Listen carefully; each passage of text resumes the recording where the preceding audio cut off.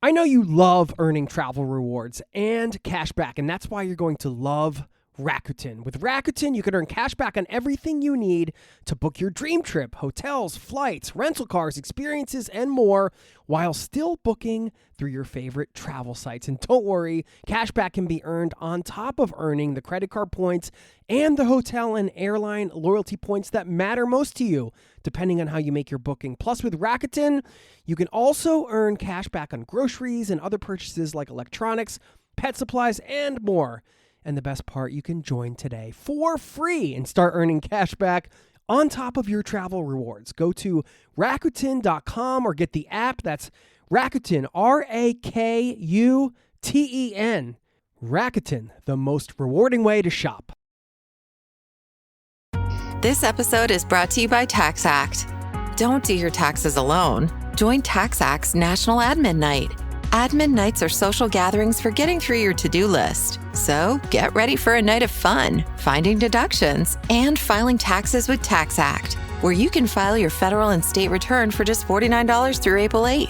Let's get together and get them over with. Visit taxact.com/admin-night for details. If I'm having meaningful experiences, and again, that's a very difficult to define term, but it's personal, right? This whole thing is personal. I think of the little kid that I was and how if I had ever dreamed of actually being able to go to any of those places, I just would have wanted to know that it's possible. Not that, no, you can't do that or that's not realistic.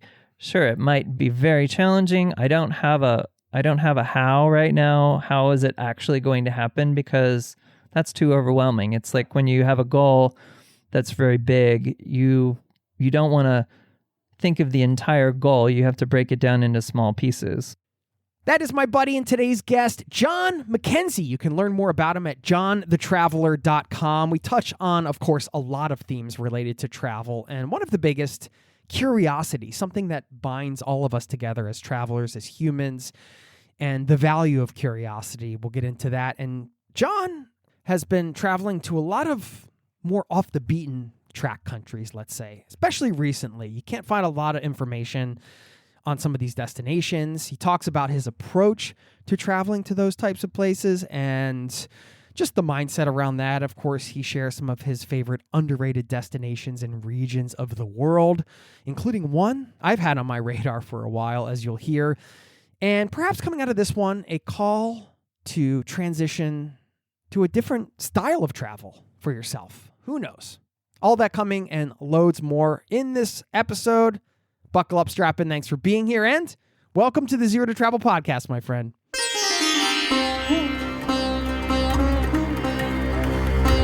You're listening to the Zero to Travel podcast, where we explore exciting travel-based work, lifestyle, and business opportunities, helping you to achieve your wildest travel dreams.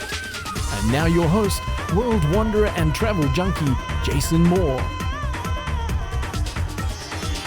Hey, it's Jason here with ZeroToTravel.com. Welcome to the show. Thanks for hanging out, letting me bring a little travel into your ears today. This is the show to help you travel the world on your terms, to fill your life with as much travel as you desire, no matter what your situation or experience.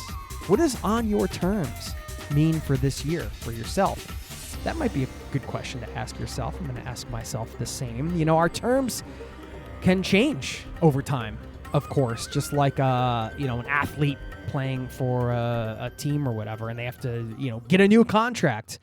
What if we had a contract with ourselves, a travel contract? What would that look like? What would our new terms be? I don't know. Maybe some food for thought there going into this one with John McKenzie. John was also featured recently, I should mention, in the National Geographic Traveler's Atlas of the World. It's a book covering every country in the world, written by travelers who have been to the places they wrote about. And he can now say he's a published National Geographic author, which is really cool. And we'll link up to his website as well. Before we dive in, which we're going to in 1 second, don't forget zerototravel.com/newsletter is where you can get our free newsletter each and every week. And I will wrap this one up with a quote that I think ties it together nicely if you want to stick around on the back end for that. For now, please enjoy my conversation with John, and I will see you on the other side.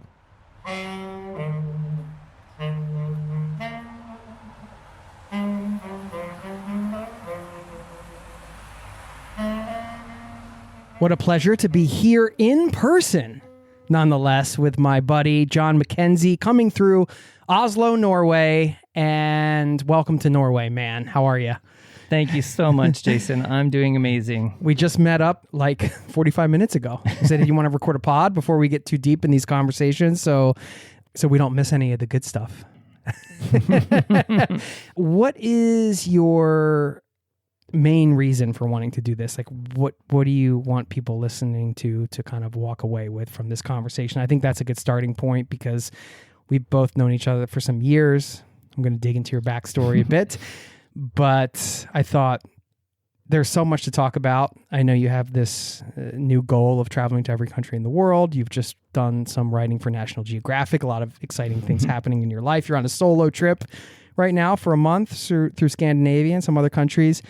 And there's a lot to unpack. And I just thought, well, let's start there so people can kind of get an idea of what to expect. And then we can sort of work backwards, learn a little bit more about your journey. And of course, along the way, I think some travel tips and some other things will come out, I'm sure, per the usual. So anyway, welcome to the Zero to Travel podcast. I'm glad we're finally doing this. I'm going to throw my sweatshirt over to the other side of the room. What are you thinking, man? Yeah, well, it's been quite a journey the past several years, but right now I am all in about my mission of curiosity.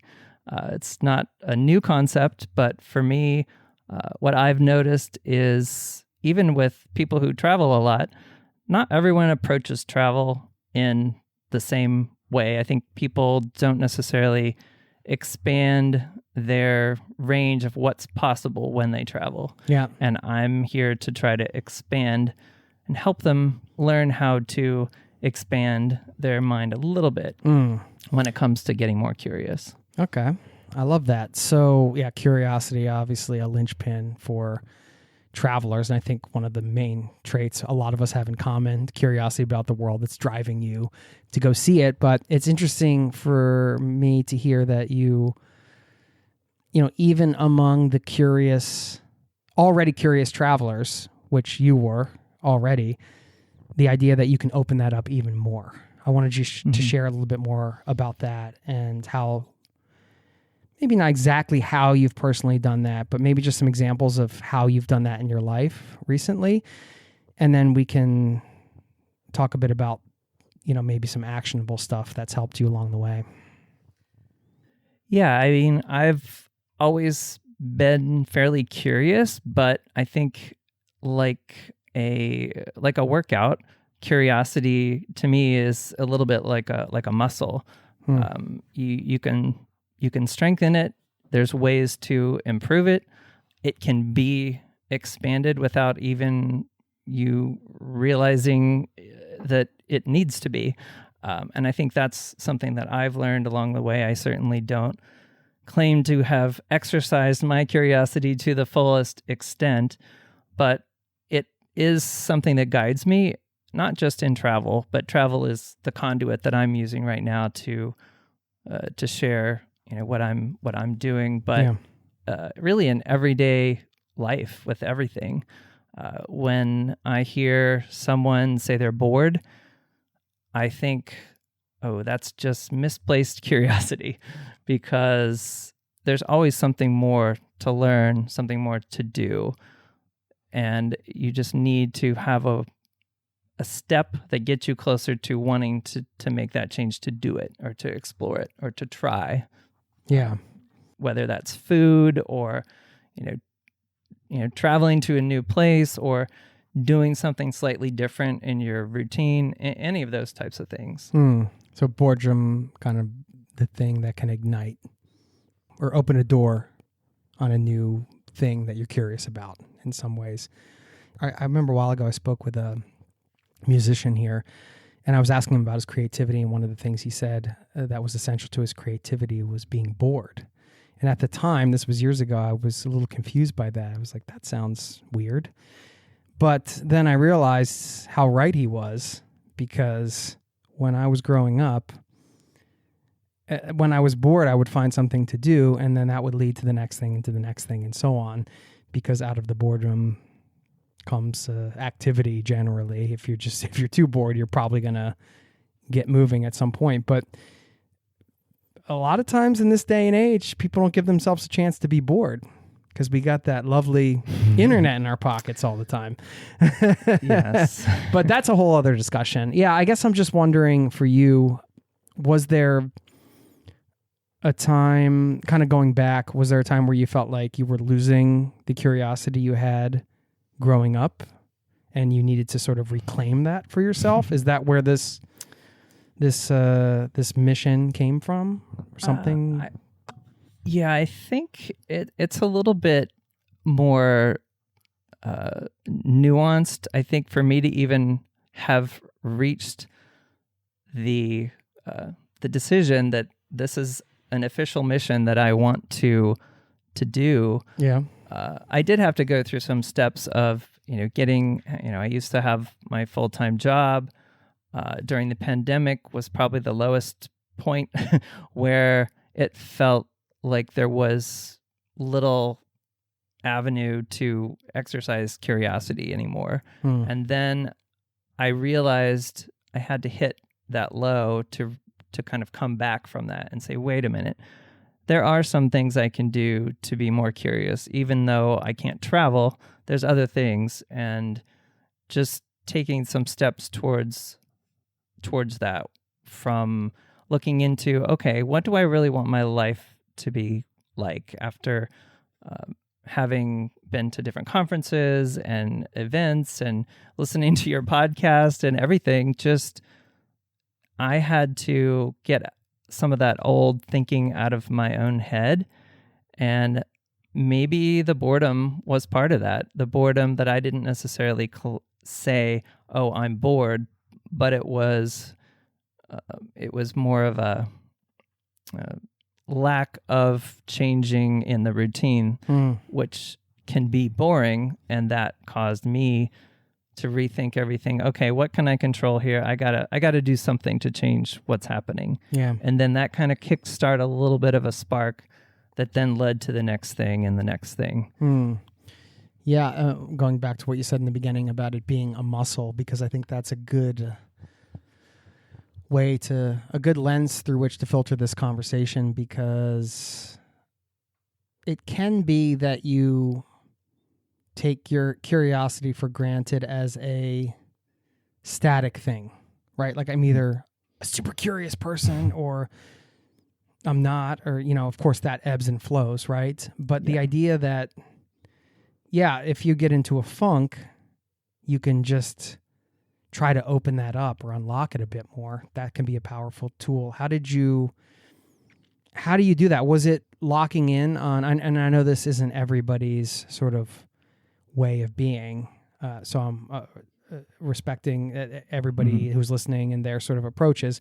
But for some people, it helps to have a singular mission, whether it's your own personal quest. In your case, it sounds like you've landed on this quest to go to every country in the world.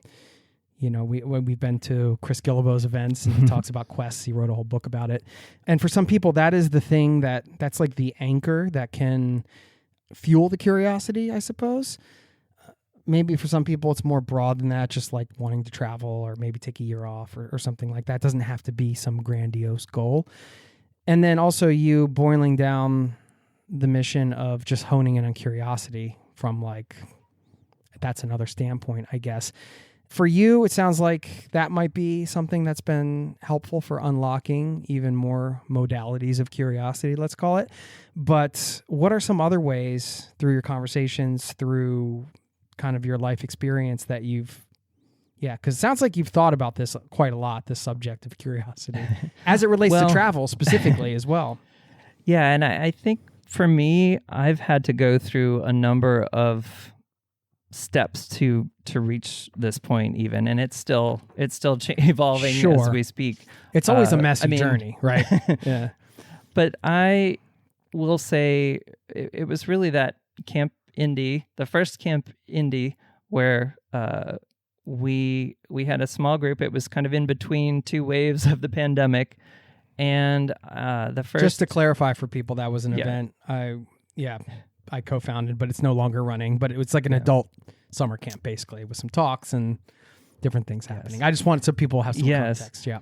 And I met who later became my coach there. Yeah. And that's where the discussions with him led to me realizing that my mission and my core is curiosity, because it was something that I didn't really think about in the same way before.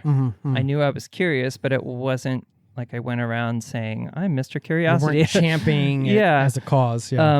And so it was working with the coach to get me to kind of peel back my own layers and realize that was at the core of who I am and what I do. And then that helped open the door to making it a little bit more mission driven, so that I could say, okay, well, what do I want to do? I really want people I want to encourage people. I want to promote the idea of curiosity through travel. Yeah. Because I love to travel. I travel differently than other people do. I've been told this. To me, it's just the way I travel.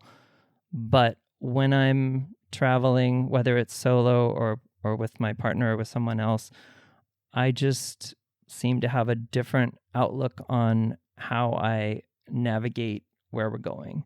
And that is something that I needed to actually get other people to travel with me and tell me what I'm doing differently.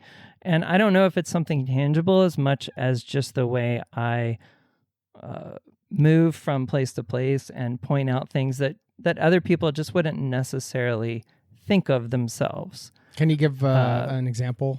Just, for example, looking for murals in a side street in Mexico City doesn't sound like rocket science, and some people do look for things like that.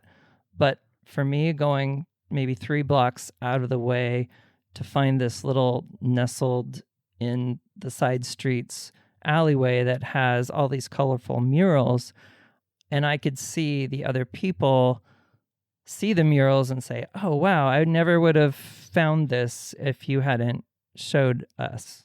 And that told me that, okay, yeah, it's not brain surgery that I'm doing here, but it's taking things that I'm interested in, art, architecture, things like that, and just incorporating that into what I do, looking at places to go eat local food, not chain restaurants, looking for something unique, looking for cultural experiences that aren't the most touristed things to do. And of course, there are some things that are going to be worth doing that are popular, and that's okay.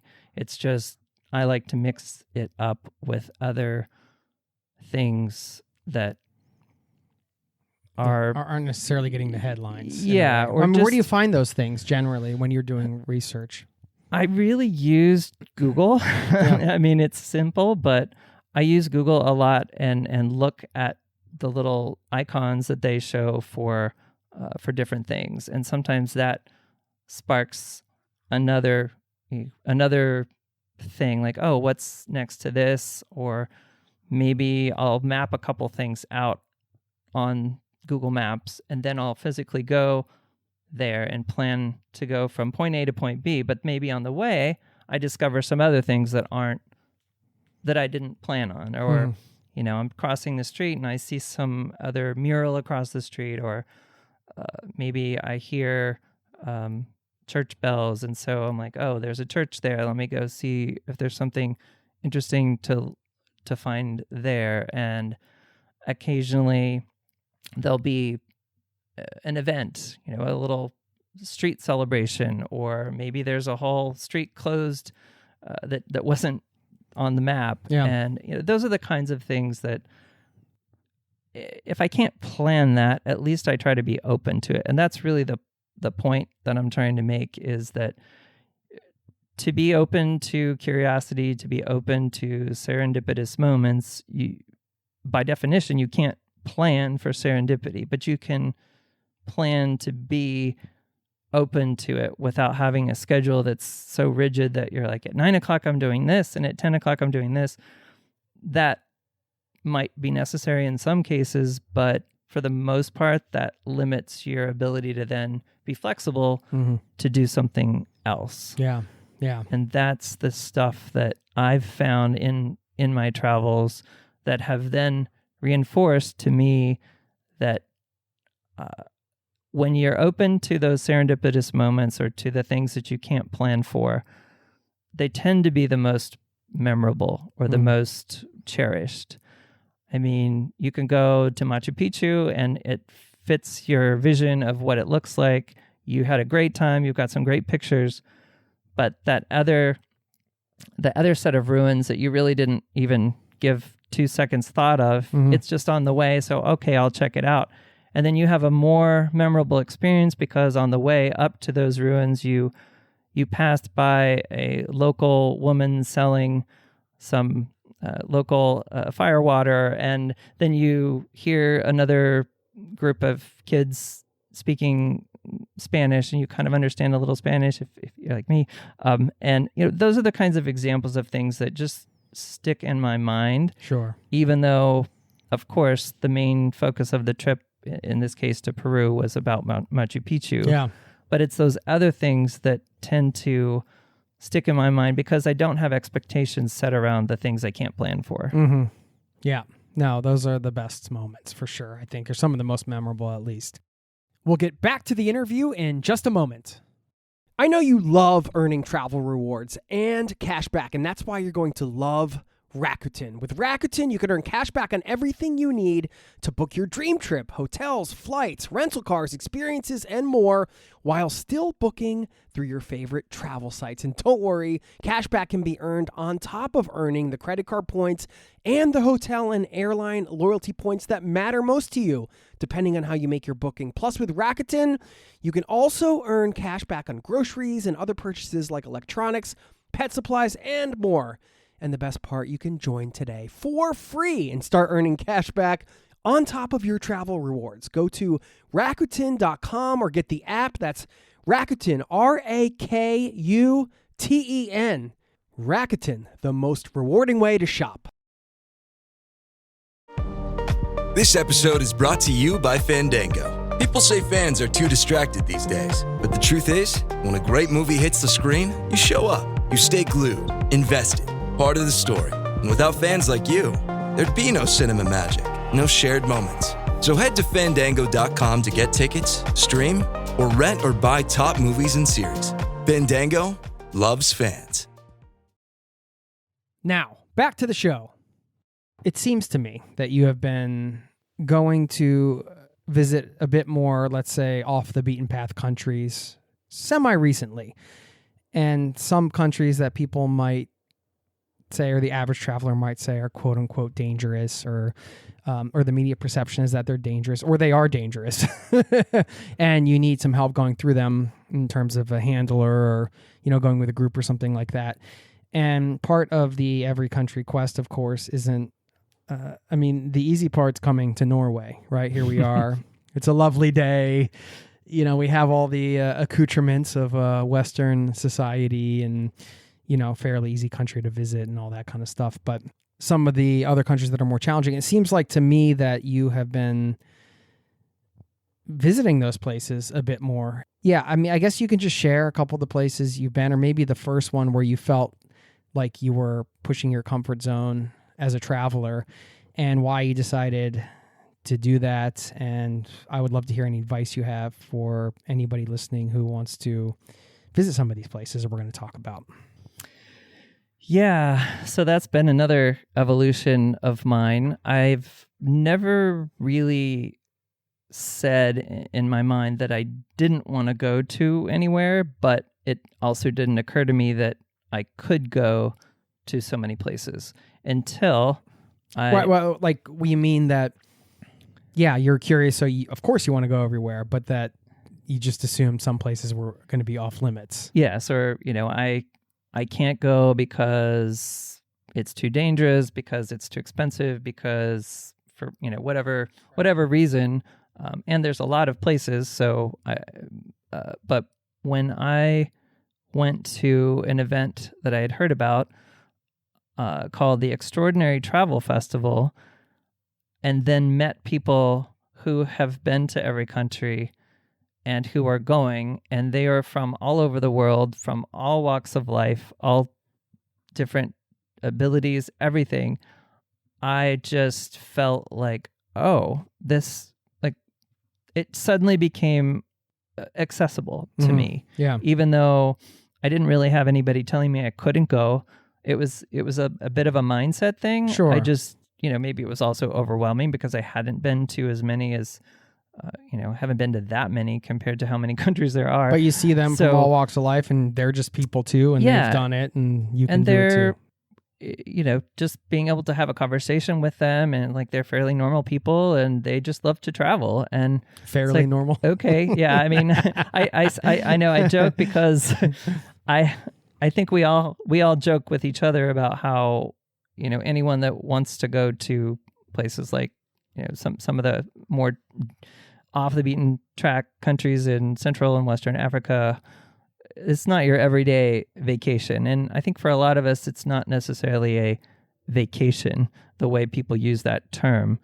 But after going to that event and then meeting up with other travelers, which is also part of it, going alone maybe to some of these places is a little intimidating because I don't necessarily have as much travel experience to go to some of those really challenging places. Share a couple places where you felt that. So, I jumped right in and I went to Ethiopia and Somalia and Eritrea, which before would have been intimidating for sure. Somalia I would never have thought of going, but Somaliland, which is this unrecognized country in the north part of the Horn of Africa, and that has a better reputation for some travel, for hardcore travelers to go to. It's just out of the way, and I thought, well, I could go there, but even that was pushing it, just because I didn't know anybody else outside of this travel community that had ever gone there or had even heard of it. Sure.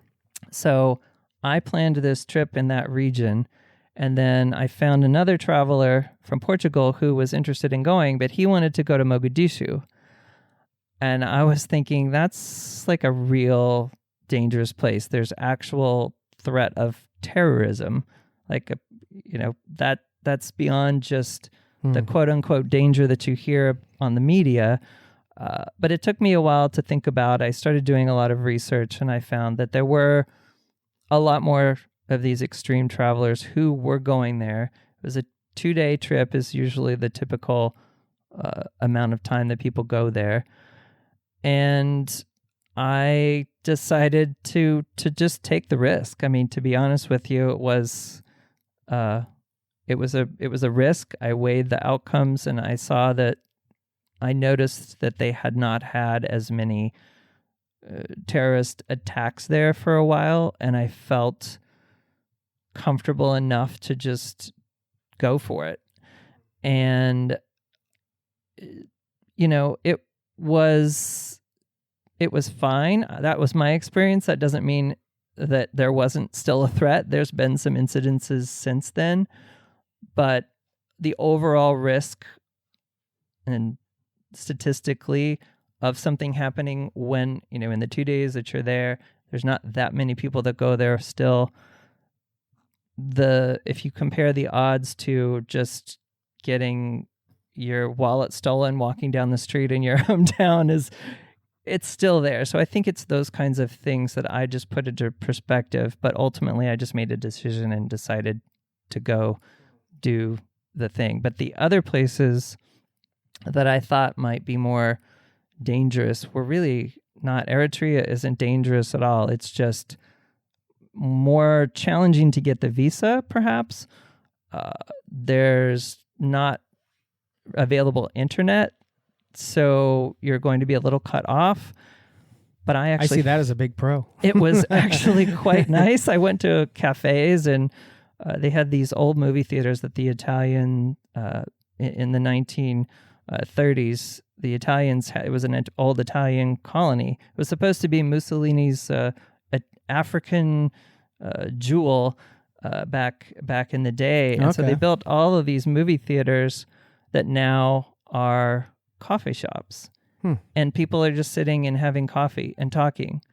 It was like going back to the 40s, and I loved it.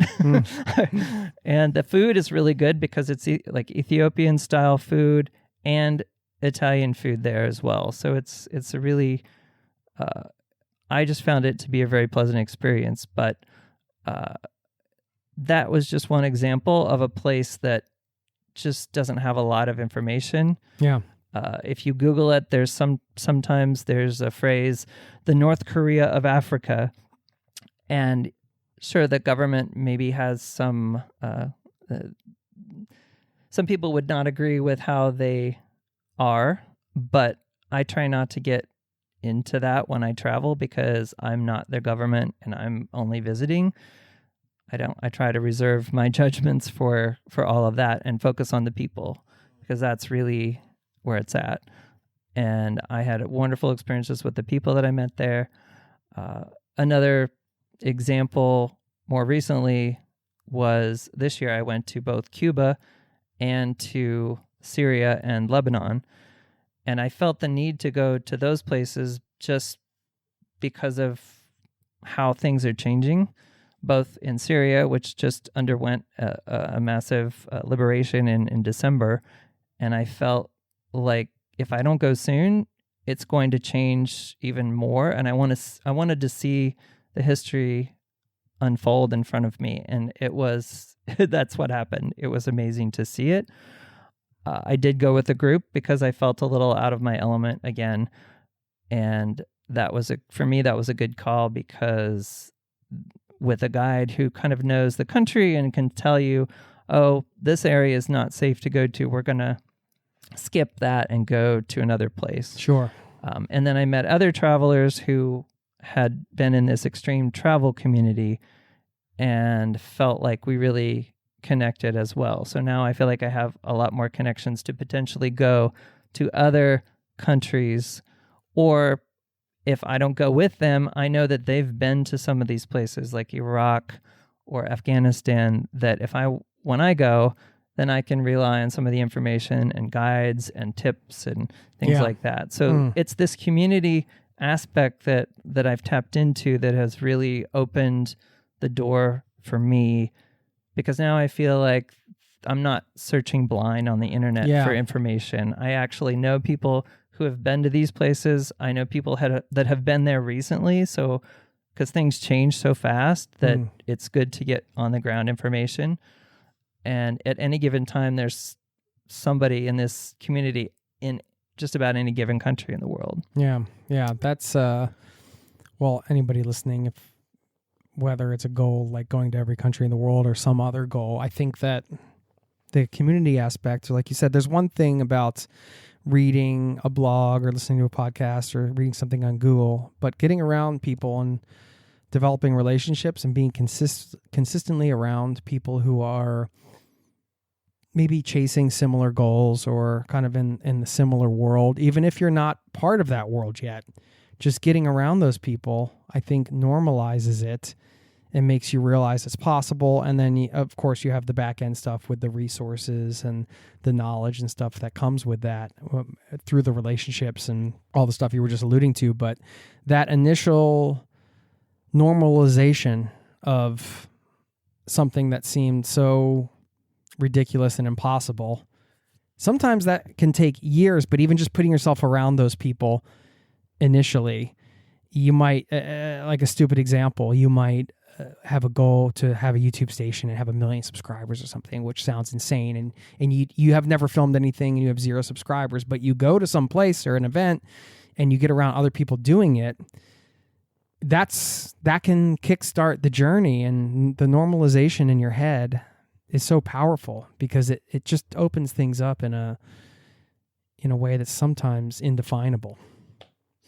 Yeah, and this whole notion of going to every single country, I'm in my lower 50s and trying to do the math. And while I'm still somewhat functional, it seems a little overwhelming to imagine, oh, that means I have to go to this many countries a year, whatever. But then I think I've had to I'm not focusing on that. I'm not trying to race. I'm not trying to beat anybody in a competition about it. It's more just, I don't have any more limits of places I want to go, and why not try to see every country? Because I grew up collecting stamps since I was 6 years old, and I know all of these places. I feel like I know them like in a way that this is like a natural evolution to what you were exploring as a child. In exactly. Some ways. It's like I want to connect the piece from the stamps that I used to see as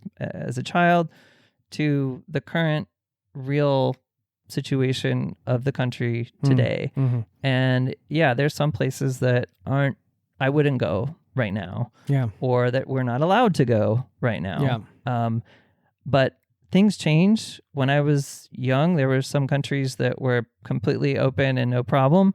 Not so much now. Same thing the other way. There were places that you couldn't go that now are open. Sure. Sierra Leone, for example, is on my list. I'm hoping to get to next year because a lot of the travelers that have been there have said it's just an amazing place, but you don't hear much about it. And if you did know anything about it, most people have heard of the Blood Diamonds. That was a movie that was popular in the 90s maybe. But so it's the reputation of some of the countries that it's the only time that some people have ever heard of these places. So that is all they have to associate with it. Yeah. And so that stays for a very long time. I think Mexico is another example of one that is much more familiar to people.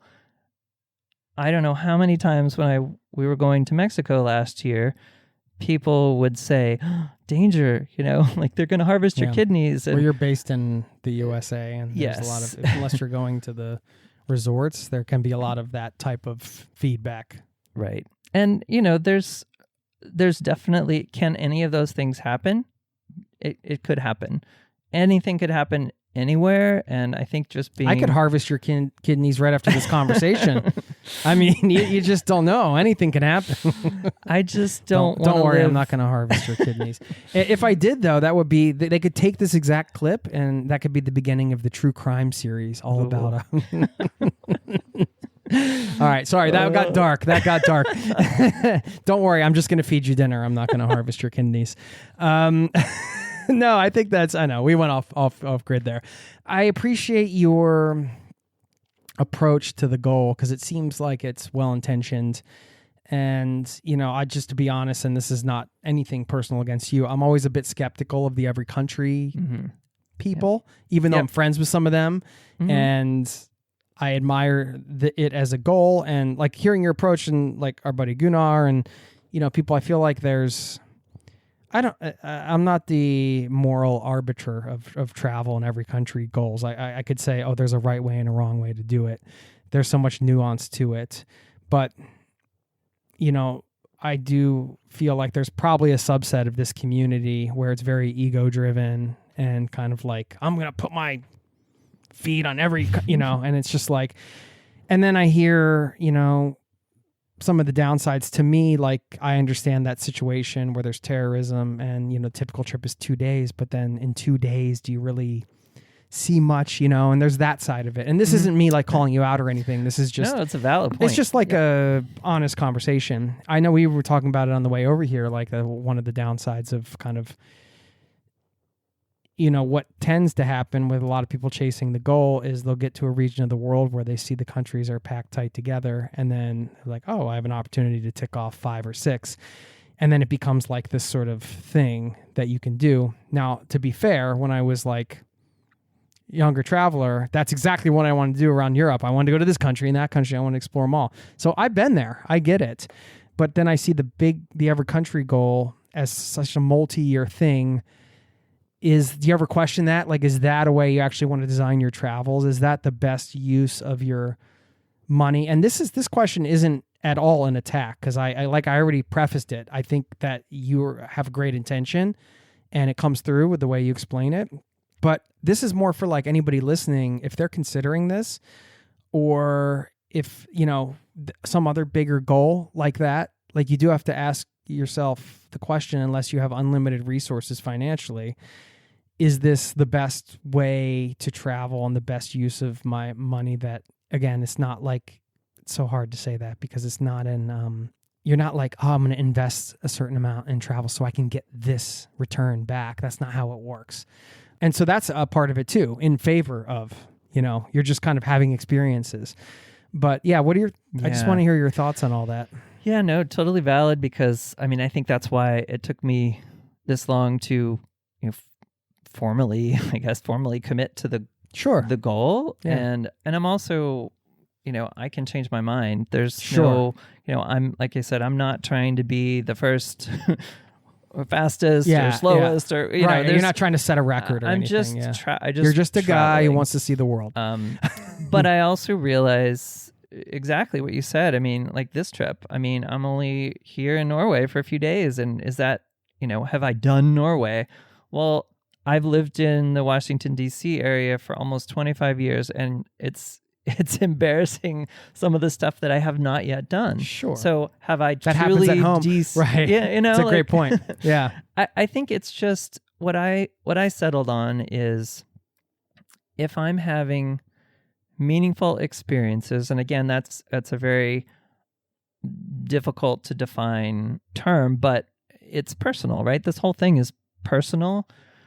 But I also want people to realize, I think of the little kid that I was, and how if I had ever dreamed of actually being able to go to any of those places, I just would have wanted to know that it's possible. Mm-hmm. Yeah. Not that, no, you can't do that, or that's not realistic.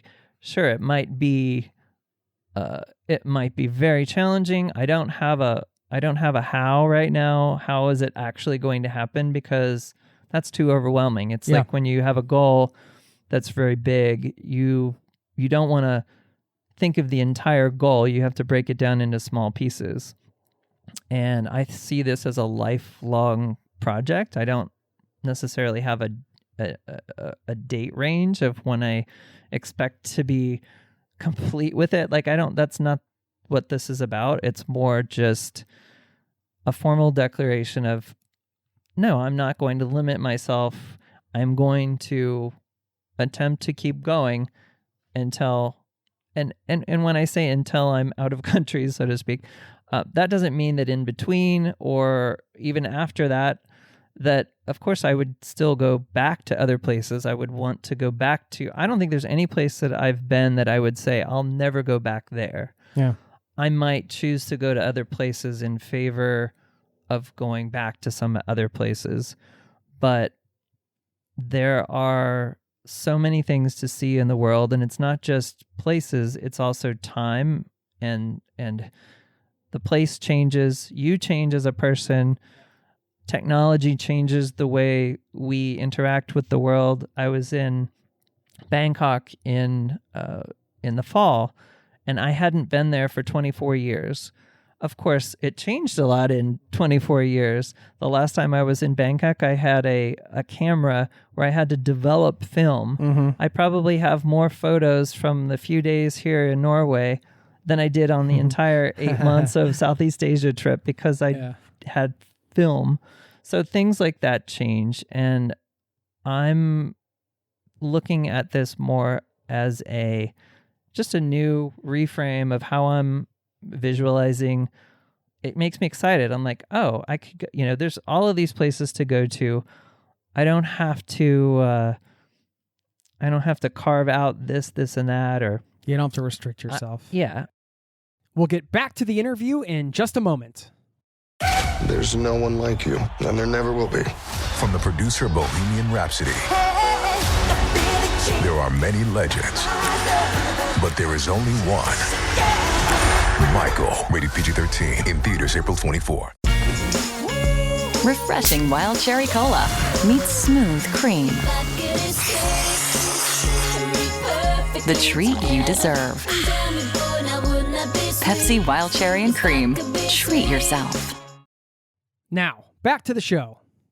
I just wanted to play a little bit with that other side of it, but the reality is when you're looking at this in this way, where you're just talking about experiences, the whole thing is an experience, right? The experience of even not just like the on-the-ground travel experience, because that's the one that's so evident and so obvious, but the experience of embracing a big goal and opening yourself up for that, the life experience of that. I was picking on the trip with the 2 days thing just as an example, but the reality is the experience of going to a place that puts you completely out of your comfort zone, making that decision, doing it, all of that is part of the experience. It's the decision making in the front end, the takeaways on the back end, not just the on the ground thing. So you could say, well, they only went to, they only did this and that. It doesn't really matter because you can't just chunk out the experience without factoring in the rest of it.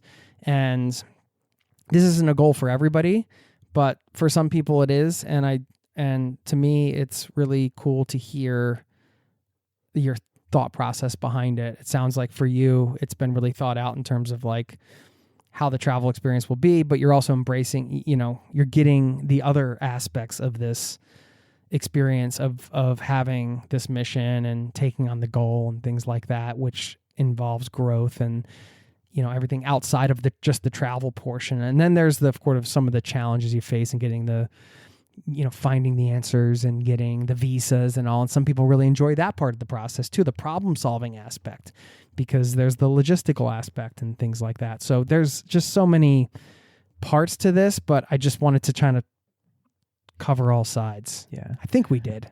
Well, and yeah, I mean, I think you having the multi-layered or multi-faceted experiences, and I've had each of these trips that I've taken this year has been a different type of trip, and I've learned something different that may be a little harder to identify, but I've maybe learned something about, I really liked what happened on this trip. I would like to try to do that more. Or I packed really well for this one trip, and I don't, packing is not one of my favorite things, but I did a pretty good job on one of these trips. And so I learning things along the way, and then also being able to change it up, because I might want to slow travel. I might want to spend an entire month in, a smaller, off the beaten track kind of place, and just, yeah. If you're able to do that and let go of the goal of, just like, I could be, I could have used this time to see this, and this, or you're just like, if you're able to let that go, then you really, you can have your cake and eat it too, I guess. And I've traveled. I mean, I spent, I guess it was 4.5 months several years ago in Southeast or Central Asia, and I was in Tajikistan for a full month. And that was still one of the most adventurous, like crazy, in that every day I did not know what the day had in store for me, and every day was almost something just, unexplainable that it would happen, or just, it was just so much, it was like, okay, if I wanted to say what trip made me feel the most alive, it might have been that one, just because there was so much going on, and there were a lot of different events that happened. And now that could happen in a multi-country trip too, but I definitely didn't feel that I wasted my time for a month in one place, because that was such a defining moment in my travels that kind of made me think differently about how I wanted to travel. Okay. I think it was... Why? What was it, one specific thing? A few subtle things, but the one thing that always comes back to me is just because I was so remote, I ended up meeting a lot of people, local people, and the language barrier was real. There wasn't a lot of communication. I didn't have Google Translate back then, but I had I had just a few words in a couple languages that I would use, and that was enough. And people communicate with a kind of an international body language, offering you tea, allowing you to come into your home, and smiles. And as simple and maybe undramatic as that sounds, it really made me think more about people, the experiences that I have meeting the local people than just, seeing this amazing mountain or this building, which are going to happen anyway. But it's the people part that you can't really predict or plan to. You can try to seek out specific people, I suppose, but again, it's usually those unexpected moments that really capture you. And that's, I think, what made me think that was what the most memorable part of the trip was those interactions with all of these people who maybe had rarely seen travelers, at least then. And it just stuck with me and made me think I would like to see more of that. And so having had those experiences again in different ways in different countries, I just think it's going to continue. I think that's, again, another bigger or ulterior motive of this is to showcase that as much as we are different, most people in these countries, they just want to have a good life, and they're mostly nice and they're mostly friendly. And I found that's been true for me, and I want to show that is a reality for most people. Yeah. So it's interesting too how the goal can shape where you go in terms of the sense of urgency to get to a place before it may close up, or if it's going in a certain direction. That's another element to that we hadn't talked about, but I'm bringing it up because I wanted to ask you about places. I know that trip was a while ago. Maybe it's on your list. I just wanted to hear a few, based on the places you've been, a few of your, I don't want to say favorites because that's always hard, but a few that you would recommend to listeners here who love to find some of the either up and coming or, places that most people aren't thinking about that maybe that should get on their radar, or maybe it's a known place, but it's just so worth visiting that, you're going to put it on your list. I just wanted to hear a few of your destination recommendations. Yeah, July, I came back from a month in Southern Africa, and I think that is one of the regions that, even though people have maybe heard of Victoria Falls and the area around there, it's really one of the most bang for your buck kind of places, especially if there's listeners that maybe have never been to Africa, but it's been on their mind. I know a lot of people are interested. They're curious about going to Africa, but Africa has a lot of, it's overwhelming for a lot of people. There's a lot of different facets of it. But Victoria Falls is such it's touristy, but without being super touristy. It has some infrastructure in place that will allow people to feel comfortable when they get there. And within only a few hours, you can go see wild animals in Botswana. You can go across into Zambia. And of course, there's the falls. There's a lot of different activities surrounding the falls and the nature areas there. And it just has a lot of options for a first time in Africa. For some place a little bit more off the beaten track, also in the region, is Malawi. And Malawi, just most people don't know too much about it, but it's a relatively small country that is mountainous. There's lots of rock paintings from thousands of years ago. There's a beautiful lake. There are a lot of authentic African experiences that you can have. So it's kind of a bit of a miniature version of Africa that you can get an experience. And the people are so nice and very warm smiles and friendly. And it's at least for North American audiences, it's fairly affordable. I would also say Cuba. And Cuba's an interesting one because a lot of people a lot of Americans don't realize that we are, at least right now, allowed to go, but there are some stipulations in going that you have to be aware of. You don't go as a tourist, you go to support the Cuban people. And really that just means not staying in hotels that are owned by the government, not using government services, and actually trying to get to know the Cuban people. So I stayed at Airbnbs, and those people who own the Airbnbs, or Casa Particular, that's the name of the Airbnb equivalent, and they can arrange everything for you. So, and you're actually following the U.S. government's mandate to support the people, especially if you bring supplies. I brought a suitcase full of things I got from the dollar store, and they were so grateful. I found someone to help distribute that, and I just felt like I was there not just to learn more about Cuba, about the people, about what they've been through and what's going on there, but also seeing some amazing countryside. And Havana is a really interesting city, and of course there's all the old cars, so it's really and it's close to the U.S., so that's definitely one I would suggest at least looking into.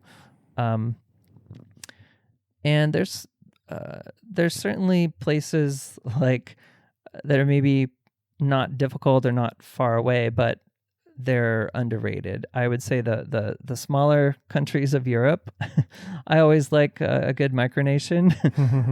I had a great time in Liechtenstein. Most people just would not even spend a full day there, but I went several years ago, but I decided to make it like a birthday trip, and it was just a microcosm of a little European country, and there's I was researching going because I thought it would be fun if my daughter and I walked across a country together, and you can do that there in some hours, I think. Yeah.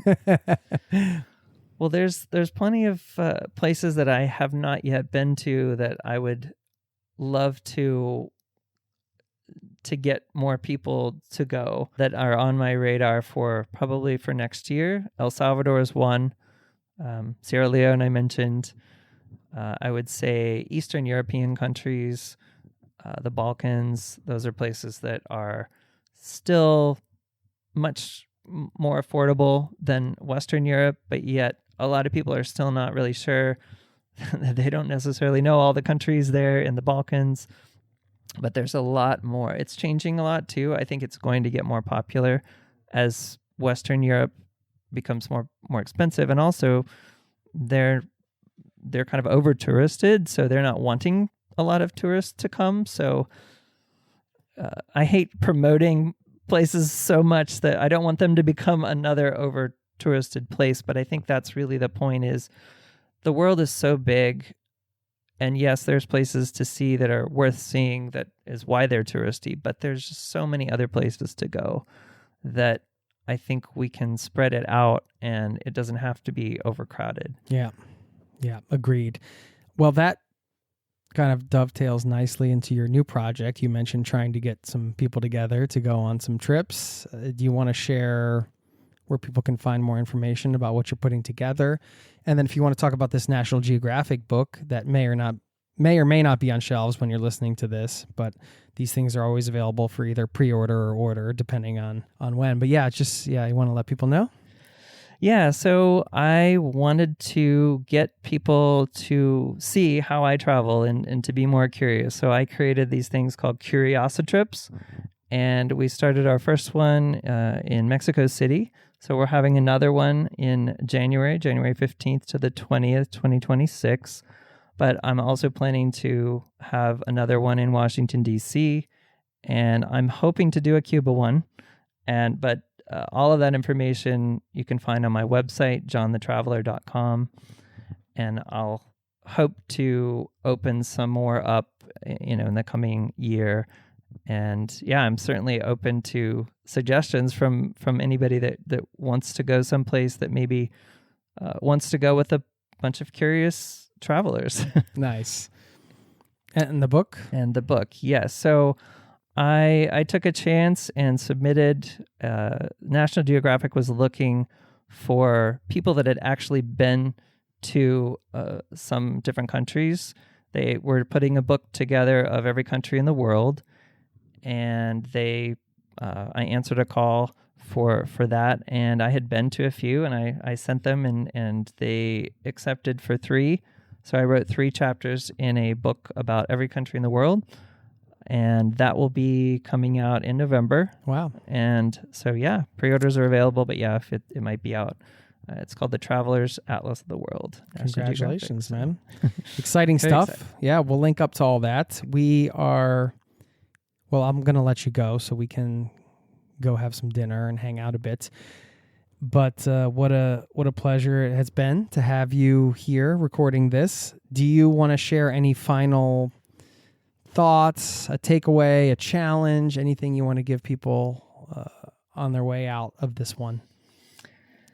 Always try to do one thing when you travel on your trip. Just do one thing that's a little bit outside of your comfort zone. A little bit makes you, I don't know about that. Like trying a new food, trying to speak the language, taking the local transportation, things like that. Just start there and keep doing that for your trips, and then I promise that will be a gateway to a richer, deeper experience, not just for you, but for the people you're interacting with. Because I think one thing as travelers that we have a duty to share where we're from and our own personal humanity with the people that we're interacting with.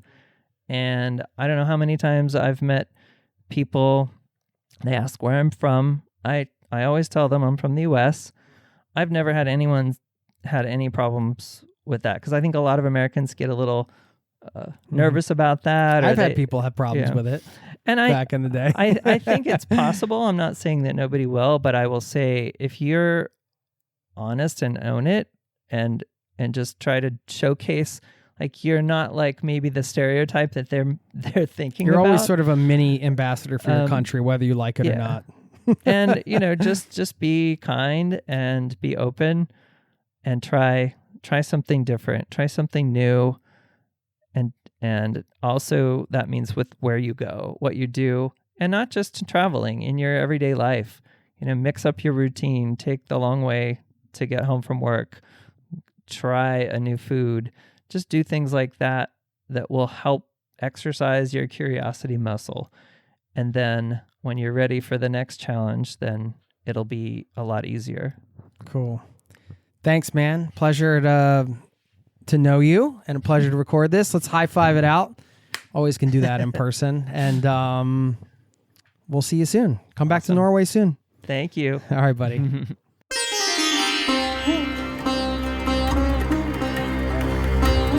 There you have it. Thank you to John McKenzie for taking the time to stop on over, have some dinner, record a podcast, and just hang out. It was really cool. Don't forget to check him out at johnthetraveler.com. And I want to leave you with this quote. Of course, I had to hone in on curiosity, a topic that is near and dear to my heart in many ways, something I think about and something that I think is one of my main goals as a parent and perhaps as a podcaster as well, to spark the curiosity, be the provider of the spark, and encourage the exploration. Fan the flames, if you will.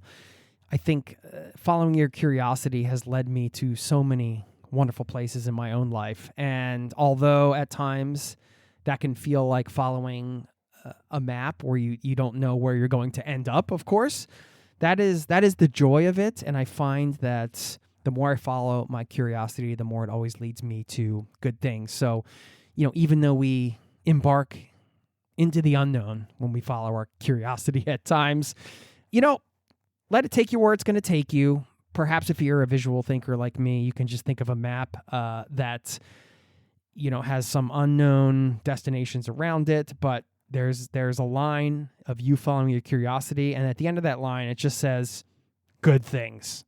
I feel like it always leads to good things. And if not, you are at least enjoying the journey, right? If you're following your curiosity, you're interested in something, you're at least stimulated, perhaps intellectually, you're having fun, whatever it is. I mean, you can't go wrong with following your curiosity. So let that one take you where it may today. I'll leave you with this quote from E.E. Cummings, who said, "Once we believe in ourselves, we can risk curiosity, wonder, spontaneous delight, or any experience that reveals the human spirit." Thanks for listening, and I'll see you next time. Peace and love to you and yours. Cheers. This podcast has been brought to you by ZeroToTravel.com. Ideas and advice to make your travel dreams a reality.